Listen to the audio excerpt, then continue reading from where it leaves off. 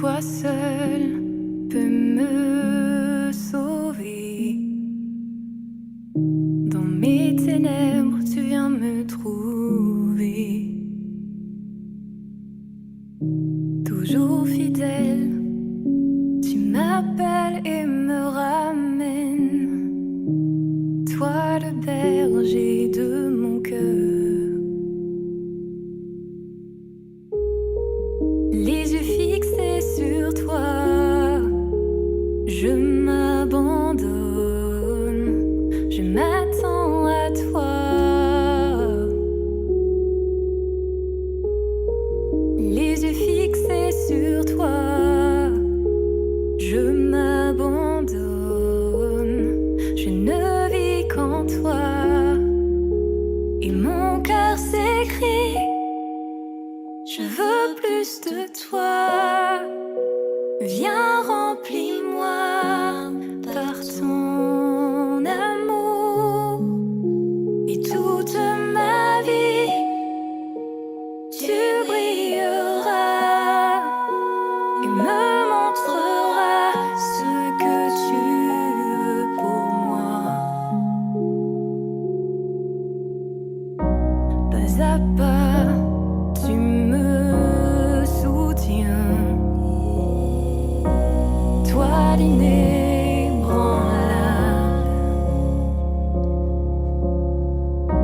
tu te tiens là, toujours veillant sur moi. Amour insondable,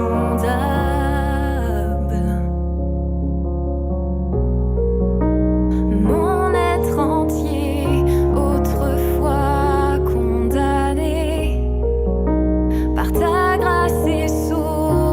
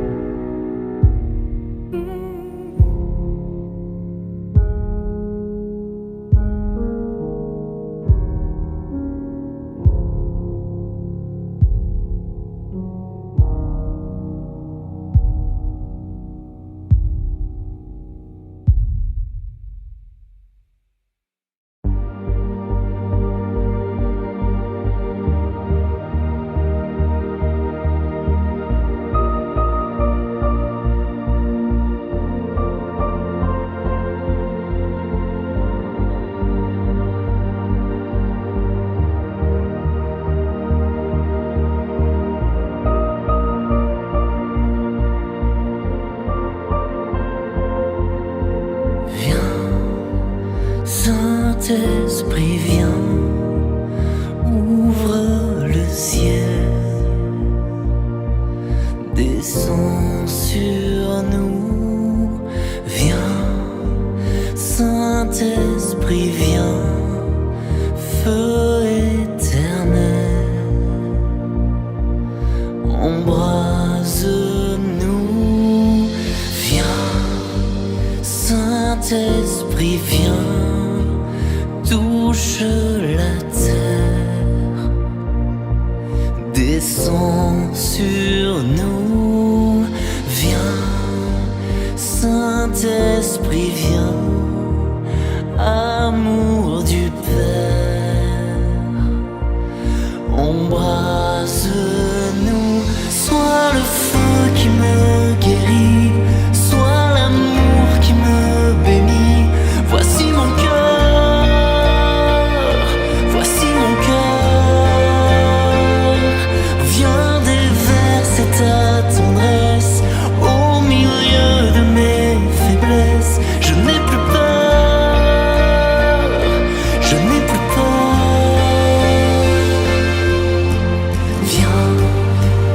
Saint-Esprit vient, fend l'atmosphère, descend sur nous, viens, Saint-Esprit vient, de ta lumière, envahis-nous, sois le feu qui me guérit, sois l'amour qui me bénit, voici mon cœur, voici mon cœur, viens déverser ta tendresse, au milieu de mes faiblesses, je n'ai plus peur, je n'ai plus peur,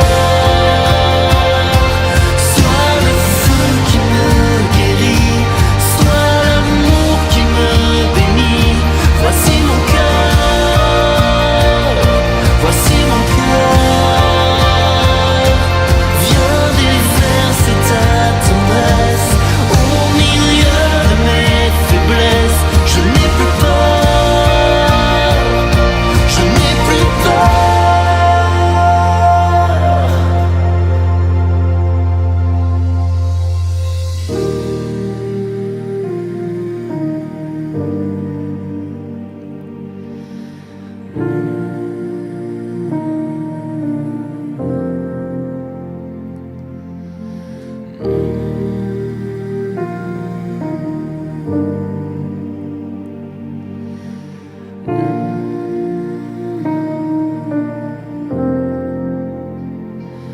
Une pluie de guérison pour notre génération.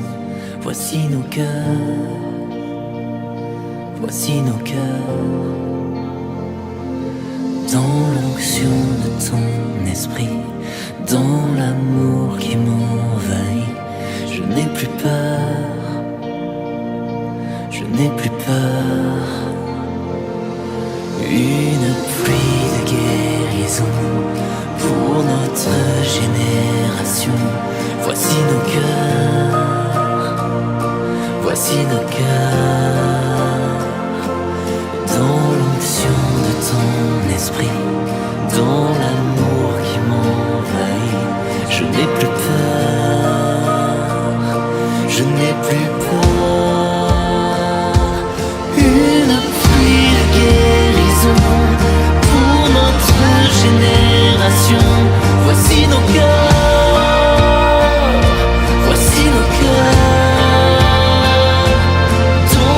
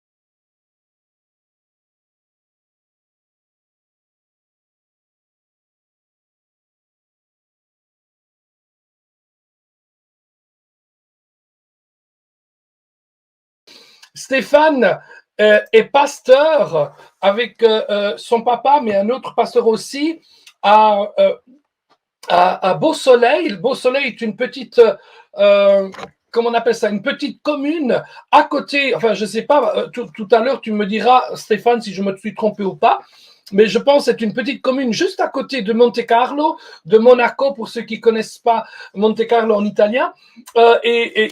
Son papa, le pasteur Christian Cadi, est un pasteur, un pionnier, un homme de Dieu aussi. Et aussi, Stéphane est un pasteur avec beaucoup de calibre qui vient de la part de Dieu. Je vous assure que dans la francophonie, nous avons d'excellents serviteurs de Dieu. Amen. Je vais vous le présenter directement. Et le voilà. Bonjour, bonjour. Bonjour Donato, bonjour apôtre Pierre. Quelle joie d'être avec vous, pasteur Stéphane. Très heureux. Merci pour l'invitation. Je t'en prie, racontez-nous 2 minutes sur vous et ensuite on va vous laisser la parole. Super, pasteur. Merci d'abord pour l'invitation, pour la confiance. Donc, comme tu disais, pasteur, donc je suis dans le ministère à plein temps ici à Beau-Soleil, une ville donc à côté de Monaco, et on implante l'église ici. Enfin, on est implanté depuis longtemps et aussi sur Menton. Et donc, on travaille avec la vision du réveil et la vision de gagner des âmes, de voir aussi le royaume de Dieu avancer, percer, de voir des malades être guéris et des gens libérés. Et c'est ce que Dieu fait.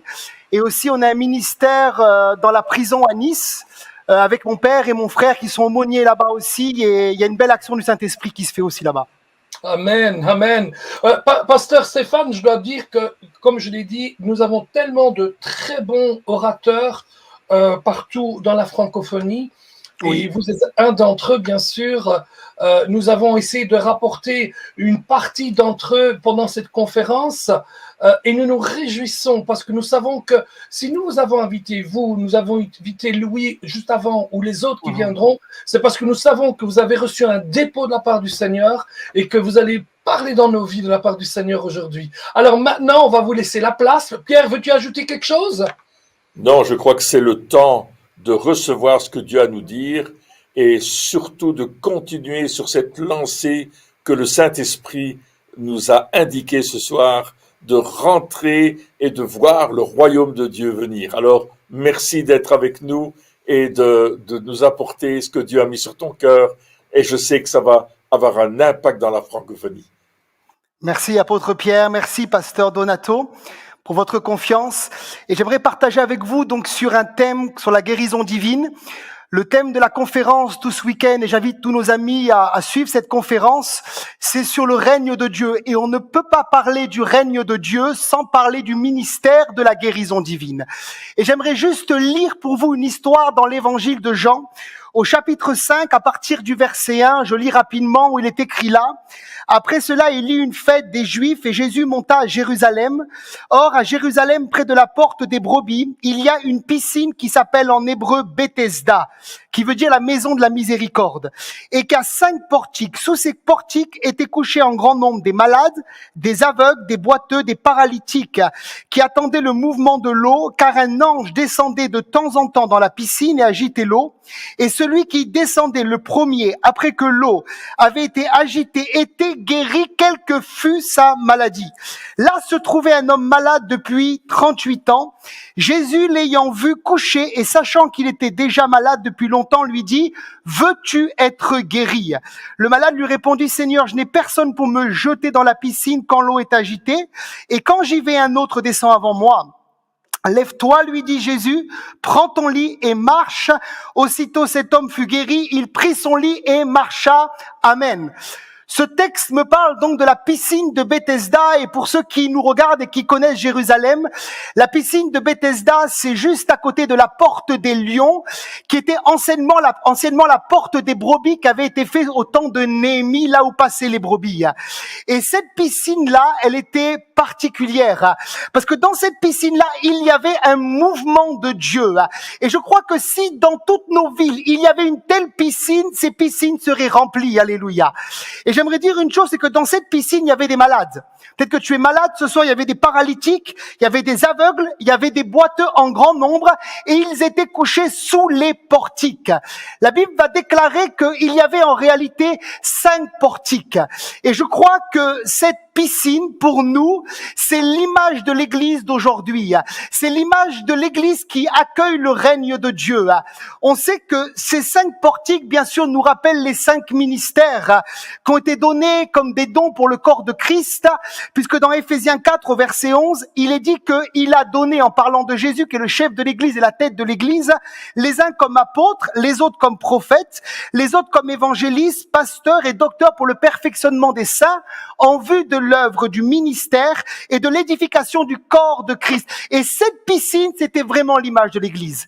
Tout à l'heure, je disais que Bethesda, en hébreu, c'est la maison de la miséricorde. Et quelqu'un dit un jour que la miséricorde, c'est la corde que Dieu lance à notre misère. Et j'aimerais dire que c'est ça l'image de l'Église où le règne de Dieu se manifeste.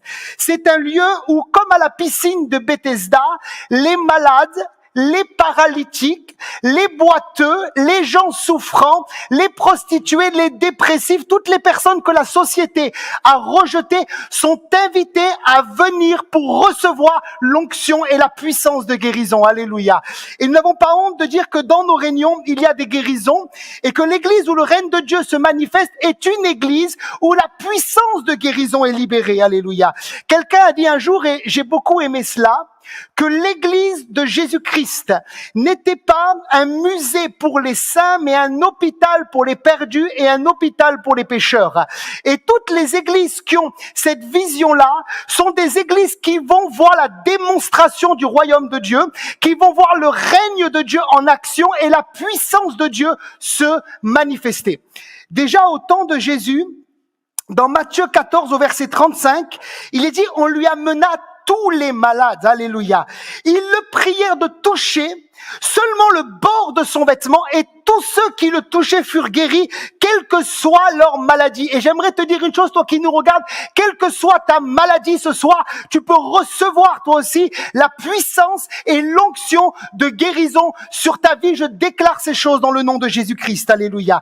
Et dans cette piscine, il y avait un mouvement de Dieu. J'aimerais dire que nous devons en tant qu'église chercher le mouvement de Dieu. Ce qui fait la différence dans l'église où Jésus règne, c'est le mouvement du Saint-Esprit. C'est la puissance de la vie Zoé qui est libérée dans l'onction de Jésus, dans l'onction et par l'onction de Jésus-Christ. Alléluia. Et dans cette piscine, il y avait un mouvement de Dieu. Il y avait un ange, dit la Bible, et nous croyons dans les anges, qui descendait de temps en temps et agitait l'eau. Et le premier malade qui descendait dans l'eau était guéri, quelle que fût sa maladie. Oh, gloire à Dieu pour les anges. Nous croyons aujourd'hui que les anges existent. Alléluia. Je me rappelle d'un témoignage où un jour je chassais un démon et la personne m'a dit, j'avais envie de te tuer, j'avais envie de te frapper, mais la chose qui m'a empêché de le faire, c'est qu'il y avait un ange derrière toi. Alléluia. La Bible déclare que l'ange de l'Éternel campe autour de ceux qui le craignent et les arrache au danger. Mais cette eau, frères et sœurs, cette eau qui était là dans cette piscine, bien sûr, c'est le symbole et l'image du Saint-Esprit en action dans l'église de Jésus-Christ, là où Dieu règne. Et nous voulons de plus en plus, dans ces temps difficiles par lesquels nous passons, avec la Covid-19, que ce soit en France, en Belgique, en Suisse, au Canada, voir des réunions où il y a de l'eau qui coule, la puissance du Saint-Esprit et le mouvement de Dieu qui est libéré. Alléluia. Et la Bible déclare dans Ésaïe 10 au verset 27, voilà ce qui se passe quand le mouvement de Dieu est là. En ce jour-là, son fardeau, c'est prophétique pour toi ce soir, sera ôté de dessus ton épaule, alléluia.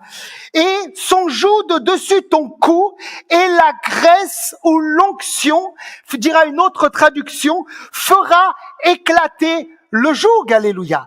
Quand Isaïe parle de ce jour-là, il parle en réalité de la dispensation de la grâce dans laquelle l'Église est aujourd'hui. Nous sommes dans ce jour où Jésus veut libérer les opprimés. Nous sommes dans ce jour de grâce du Seigneur qui a été inauguré à la Pentecôte où Jésus veut délivrer ta vie de l'oppression satanique qui est sur toi.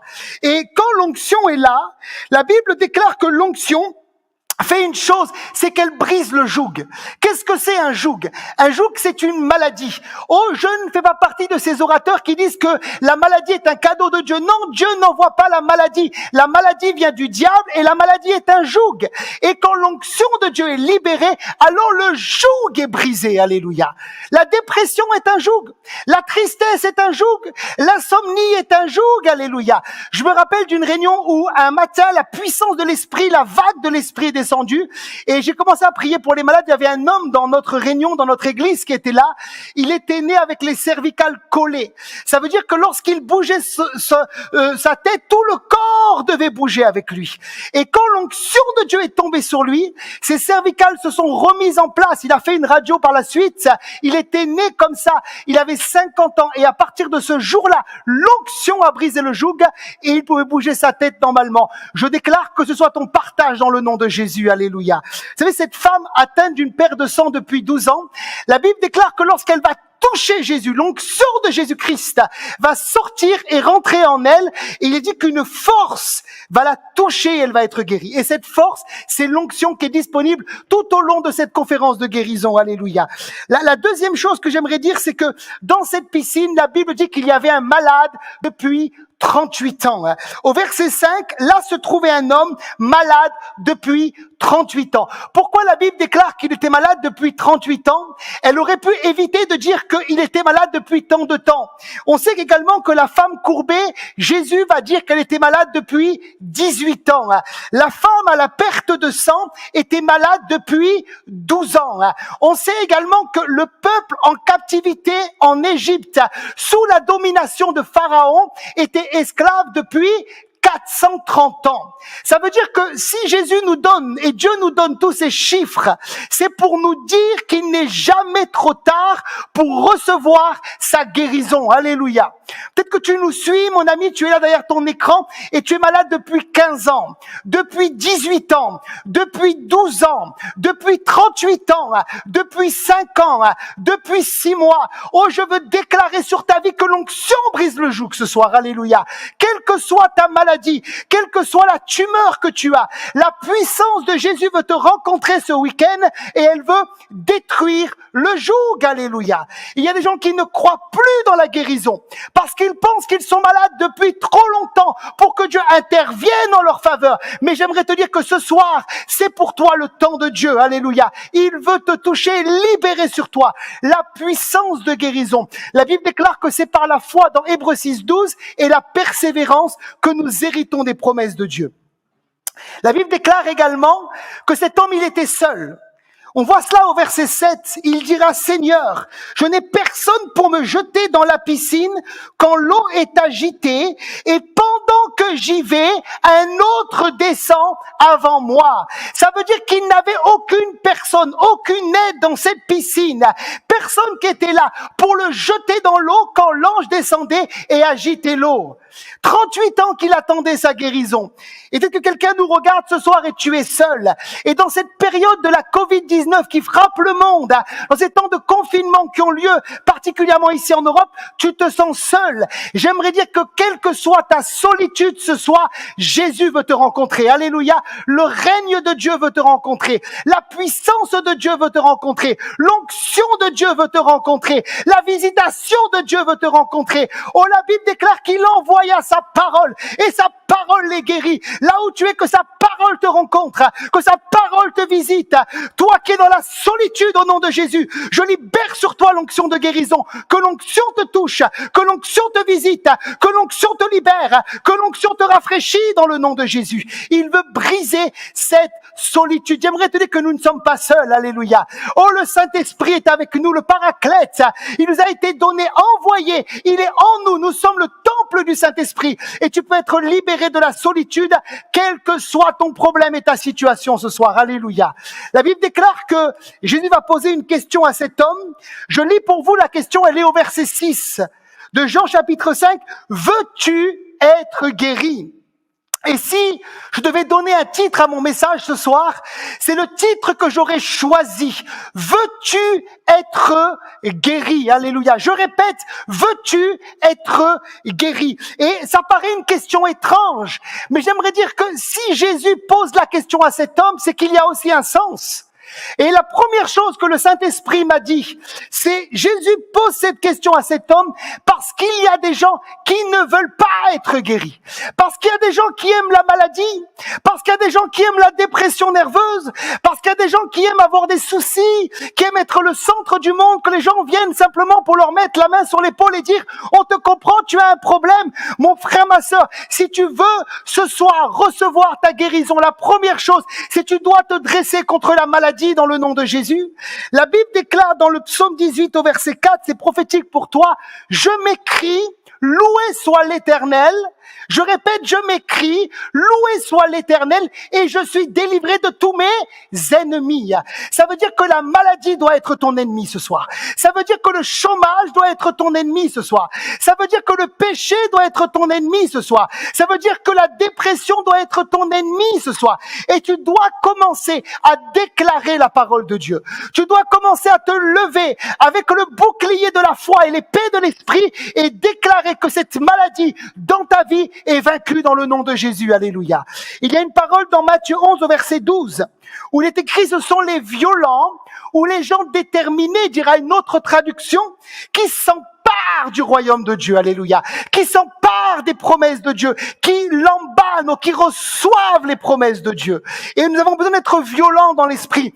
Je vois tellement de gens, vous savez, une fois j'étais en Afrique comme ça, et je prie pour les malades, et je prie pour une dame qui ne voyait pas clair. Et je prie pour elle comme un Européen, une première fois. Je prie pour elle une deuxième fois. Et il n'y a rien qui se passe. Et moi, comme un Européen, je m'en vais, elle me tire et me dit, pasteur, priez encore, je veux recevoir. J'ai prié une troisième fois et une touche de Dieu est venue sur elle. Elle a retrouvé la vue. Pourquoi? Parce qu'elle était violente dans l'esprit. Alléluia. La dernière chose rapidement que j'aimerais dire, c'est que Jésus lui pose la question parce qu'il veut, en réalité, réveiller la foi de cette personne. Et il y a des gens qui nous regardent dans mon esprit, je le sens maintenant, qui ont besoin, pendant cette conférence, de réveiller la foi. Réveille la foi. Réveille la foi. Réveille les promesses de Dieu. Réveille ce que Dieu a mis dans ton esprit. Alléluia. La foi, elle n'est pas morte, elle est vivante. À l'image de la femme à la perte de sang dans Marc 5, verset 28, elle disait, si je peux seulement toucher le bord de son vêtement, je serai guéri. Tu as besoin de déclarer. Une foi vivante n'est pas juste dans ton cœur, mais c'est sur ta bouche. Déclare je peux. Déclare je l'aurai. Déclare je vais l'obtenir. Déclare c'est pour moi. Alléluia. Le règne de Dieu t'invite à libérer ta foi ce soir. Dans Hébreux 11, verset 6, il est dit que sans la foi, non, sans la foi, il est impossible de lui être agréable, car il faut que celui qui s'approche de Dieu croit que Dieu existe et qu'il est le rémunérateur ou qu'il récompense, ou littéralement le grec dira qu'il salarie ceux qui cherche, alléluia. Et je veux déclarer que toi qui cherches, tu vas trouver ce soir, alléluia. J'aimerais terminer en disant que cet homme, parce que je veux respecter aussi le temps qui m'a été imposé, cet homme a reçu sa guérison. Est-ce que tu m'entends? J'aimerais te dire que cet homme a reçu sa guérison. Et toi aussi, tu vas recevoir ta guérison ce soir. Alléluia. Au verset 9, lève-toi, lui dit Jésus. Prends ton lit et marche. Et aussitôt cet homme fut guéri, il prit son lit et marcha. La bonne nouvelle que j'aimerais te dire pour terminer cet enseignement, c'est que dans Ésaïe 53, au verset 5, le prophète dira, 700 ans avant la venue de Jésus, avant l'incarnation, avant que la parole soit faite chair, il dira que dans les meurtrissures de manière prophétique de Jésus, nous sommes guéris. Mais Pierre dira dans 1 Pierre 2 verset 24, une trentaine d'années après la venue de Jésus, il rajoutera que dans les meurtrissures de Jésus, nous avons déjà été guéris. Ça veut dire que c'est fait. Pour Pierre, c'est accompli. Nous sommes dans le temps de la guérison et tu vas recevoir ce soir la guérison dans le nom de Jésus. J'aimerais juste un instant prier pour toi. Père, je prie maintenant pour tous ceux qui nous regardent et je prie que pendant cette conférence, Sakari, Toto, Shakari, Masakuturi, Tababatso, je prie que tu réveilles leur foi, que tu réveilles l'esprit prophétique, que tu réveilles le réveil dans leur âme, que tu réveilles le désir de s'approcher de toi. Père, nous brisons la passivité spirituelle, nous brisons les mauvaises nouvelles, nous brisons tout ce qui vient de l'ennemi et qui a paralysé spirituellement nos bien-aimés, nos frères, nos sœurs, et nous libérons à travers tout le corps de Christ, à travers les apôtres, les prophètes, ceux qui vont prêcher. Oh, je prie, Père, que tu libères quelque chose ce soir, au nom de Jésus-Christ. Merci, Seigneur,